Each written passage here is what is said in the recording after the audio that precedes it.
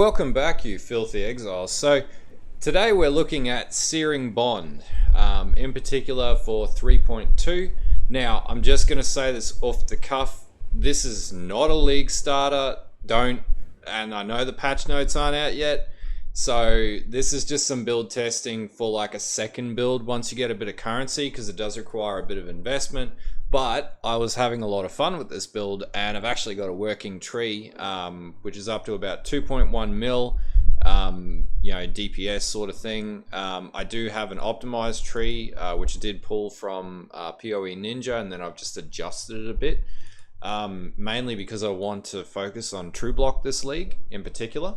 Anyway, so what is Searing Bond? Well, basically, it works very similar to Righteous Fire, except in this case we're going to be using the Hierophant, which, not many people play as a tanky build.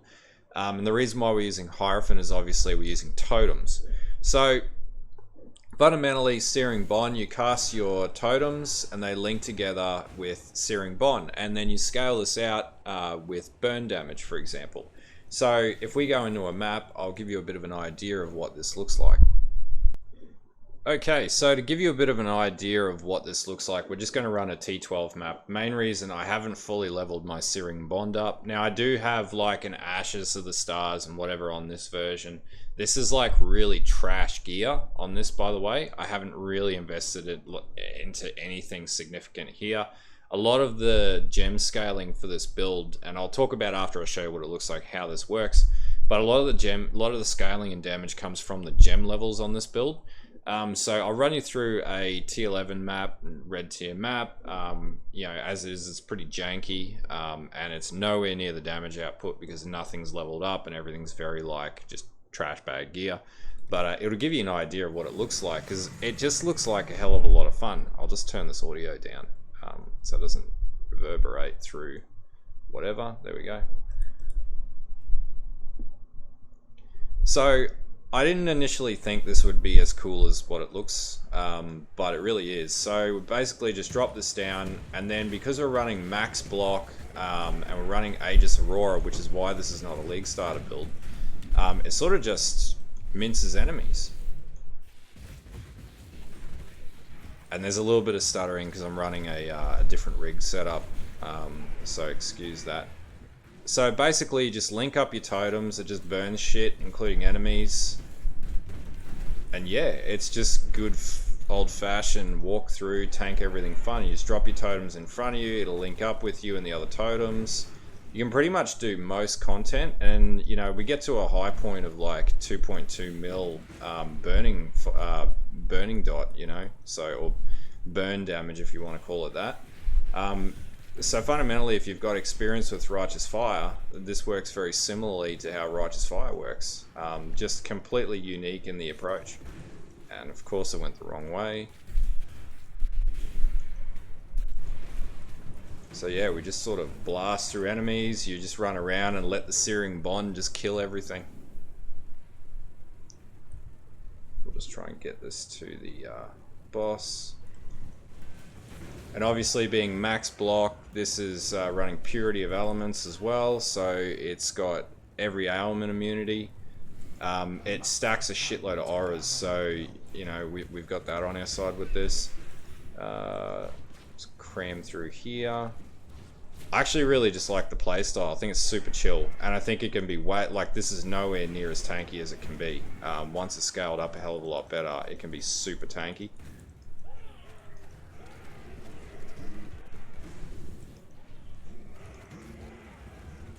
And like I really didn't think much of this when I first put it together. I thought it was going to be one of those other builds I run where it's like, this is a failure, but I was pleasantly surprised.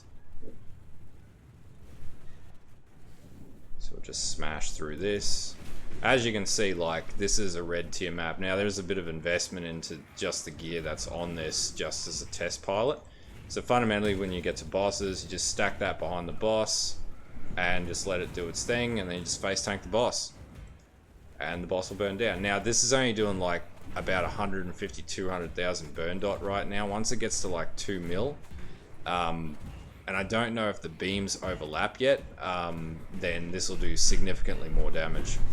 Anyway, super easy. So I'll talk about the build and I'll tell you how it basically works and the mechanics behind it, and then we'll run into the gearing. But we'll look at the POB.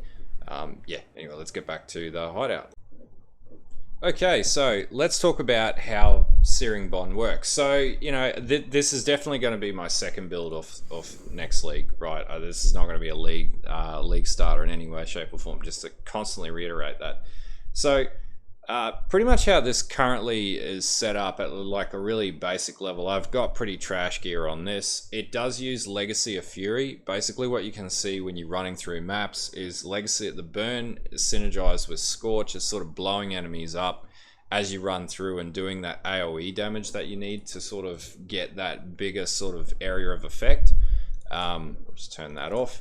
And then fundamentally, we're scaling up gem level on the Searing Bond, and a lot of damage is actually coming from the gem scaling on the Searing Bond. So for example, we run in power, we're running a Skin of the Lords, because Skin of the Lords gives you +2, so that gives you +2 to earn power, which gives you +4 to gem levels, which gives you 2 +1 +4. If this was 21, this would get close to, what's that, 7, it get close to like level 28 at this point. Now if we ran a 1 with +1 on the +2 on the 1, so +1 to skill, spell skills, and +1 to fire, then you get to like level 30 Searing Bond, and we're doing some ridiculous level damage. Now if you did manage to get an amulet, this amulet gives you +1, but in the tree that I've got an All's Uprising, because that's going to be a hell of a lot cheaper than an Ashes of the Stars. If you can't afford an All's Uprising, then potentially a +1 amulet with like an aura, you know, mana reservation efficiency or something like that. It's going to be good to compensate that out. And then basically from there, we're running your standard Glancing Blows max block build with Aegis Aurora. So when you block, you get ES back, and that's giving you the huge defensiveness. Now, in the tree, I've actually got different flask setups, and I'll pull open the tree very shortly and talk about that. This one does use Crown of the Inward Eye to scale up your armor, because the more armor that you've got, the more effective your Aegis Aurora is going to be. So Crown of the Inward Eye just makes sense in this scenario. And then basically any other rings to increase your, you know, overall defensiveness, ES, resistances. In this case, the resistances aren't great on the, well, they're capped on this build, but you know, they could be better. And then basically in the tree, in the POB, I'm not running Mage Blood or any bullshit like that. It's just like a crystal belt, the same crystal belt that I've got here. But realistically, you would want to run a much better, probably a Crusader crystal belt, which gives you percentage ES, flat ES, and then any resistances and any other defensive layering that you can get. Gloves, you're going to want, you know, you could run pretty much anything, but you're going to want high ES gloves. These are not a great example of good gloves. And I wouldn't be using a wand, I'd be using a scepter. So if we pull open the tree, that's basically what we can see in the itemization that I've set up in here. So scepter with damage over time, +1/+1. I have got Forbidden Flesh and Forbidden Flame with Bastion of Hope, and that's because that's going to give you true block. So if you don't have that, you can literally just ditch this and go Glancing Blows, and that'll do the same thing. It'll drop your defensiveness because you will be taking more damage, whereas true block is just going to give you that true block, which gives you, you know, much more defensiveness and synergizes with Aegis Aurora, so you don't take that extra 65% damage on a block, you just don't take any damage at all, which makes it a much more viable skill if you want to look at it like that. Now, a couple of other things just from the config page, right? And I'll put this POB in the description of the video. You can work with it. Now, I'm not recommending this as a league starter. Again, I'm just going to keep reiterating this. This is not a league starter build. This is just a really cool build that you could look at as like a second build, maybe in the second or the third week of league, once you got a bit of currency to throw at it and the items become available. Now looking at the actual skill tree, there's like nothing in here that's overtly crazy about the build. So no power charges ticked on, flask charges are on, 10 nearby enemies just proc with Soul Lunaris, but nothing else is there. Because this character pretty much thrives off getting hit, we're going to scale all of these block and attack defensiveness nodes up, so that's fine. Enemies are generally burning. You can proc ignite, and I would recommend having a skill to do that, like detonate dead, or maybe not detonate dead, but anything else that can proc any ignite, of which I do have extra totems set up in the tree. And this is not like the perfect tree at this stage because I'm going to play this build and I'll do a build guide on it.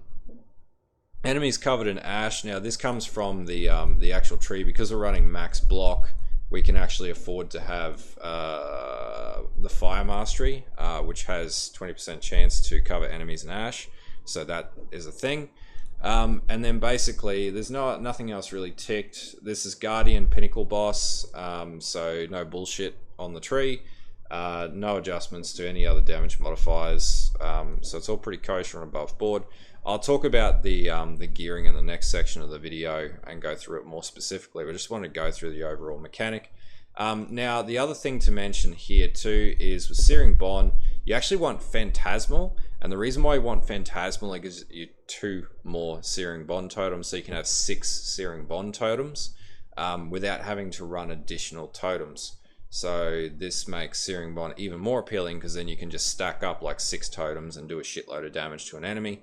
Now I need to clarify whether or not the totems stack, because if you get 6 times 12 is about 12.6 mil in this case of damage if they do stack up in like a perfect scenario, which is a lot of burn damage. Like it's an extremely chunky amount of burn damage, surprisingly, for a build that nobody really plays. So yeah, that's the thing. Anyway, let's go into the itemization in the next part of the vid. Okay, so item setups in this tree. I'm just struggling with the resolution here. It's been a real pain. It's coming up with my toolbar. Okay, so itemization in this build, just sort of going through it really briefly. We're going to use an opal scepter. We want +2 to skills, so +1 to spell skills, +1 to fire spell skills, and damage over time if you can get it. Now, realistically, you could get the +1 and +1. If you get a fractured version of this from doing delve, you get +1, and then you could just try and alter. You could try an alteration orb, the other +1 on, which could be another approach to get it, and then you could basically just craft on a multi-craft onto it, and that's gonna sort of. I forgot to turn off notifications in OBS.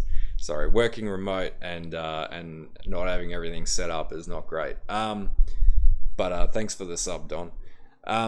So yeah, basically you can multi-craft this to increase fire damage or elemental damage, or flat fire damage on the scepter, and then have damage over time, where you could have 2 multipliers for damage over time for fire dot and damage over time, and fire damage if you can fit that in.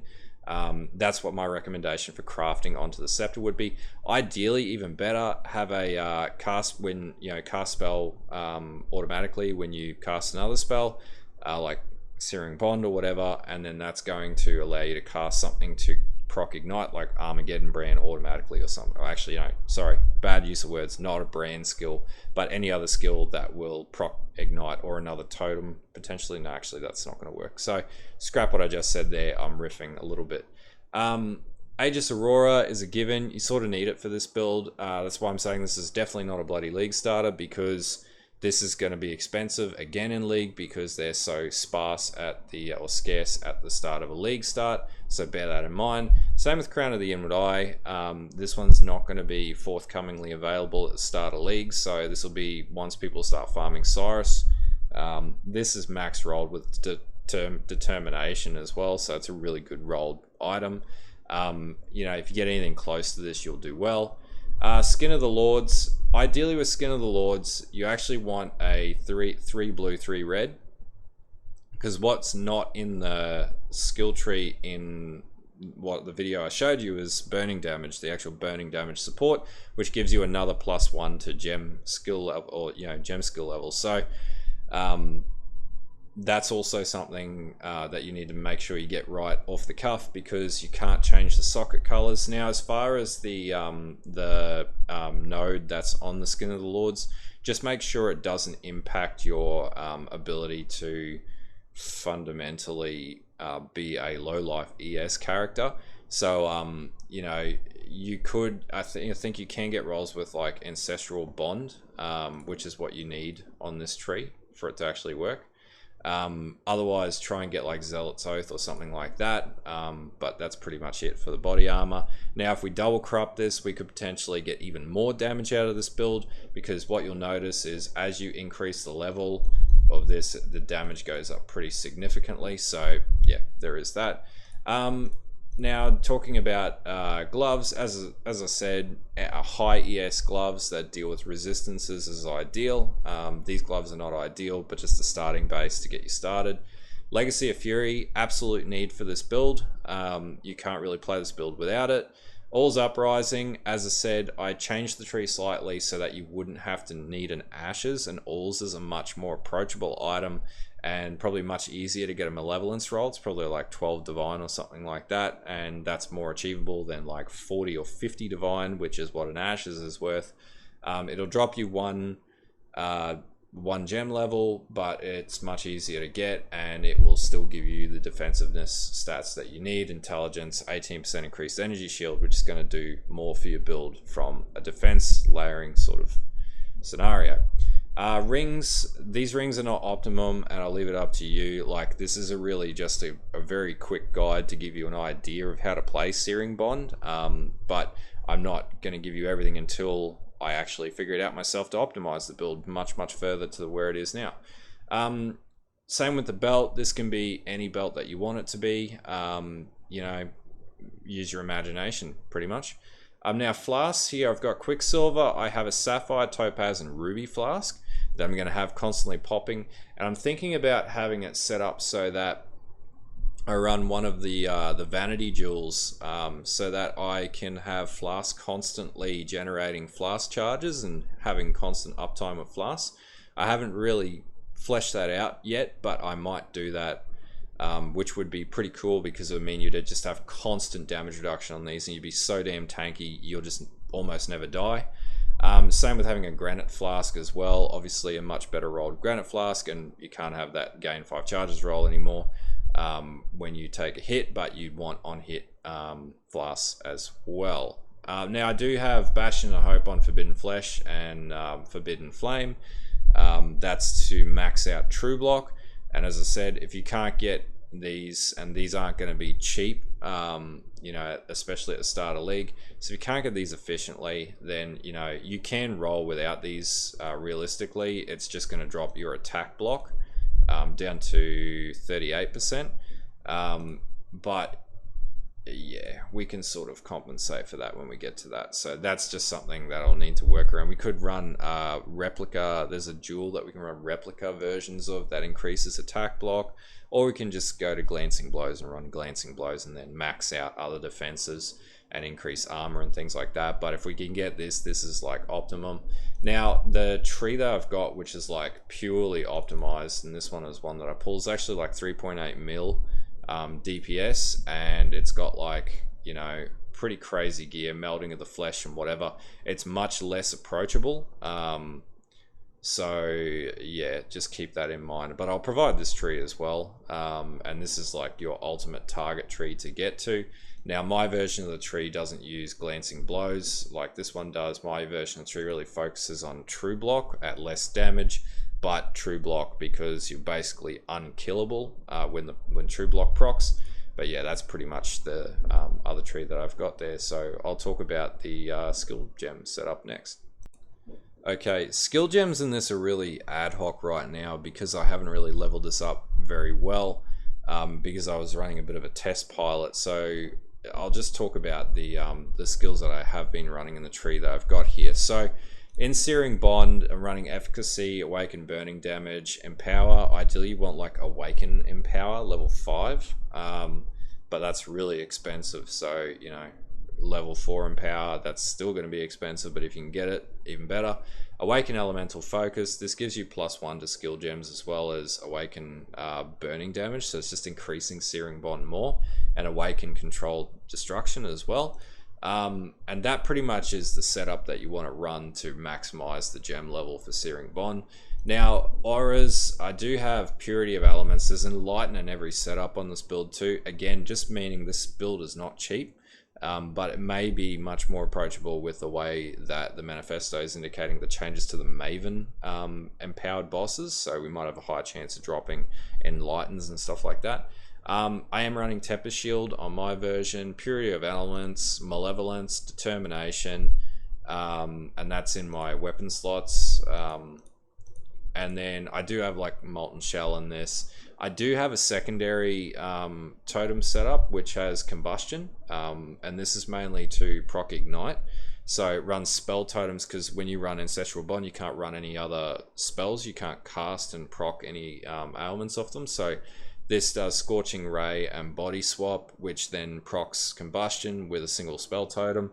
So this will allow you to basically use 1 out of your 6 totems to proc ignite, which is going to increase your damage. And then finally I've got discipline, clarity, vitality, and that's on an enlightened setup, as well, and that's just to increase damage. This is like really like skeletal at the moment, so I haven't really optimized this, but this is where I'm going to go with the gem setups at this stage, and then adjust further down the track.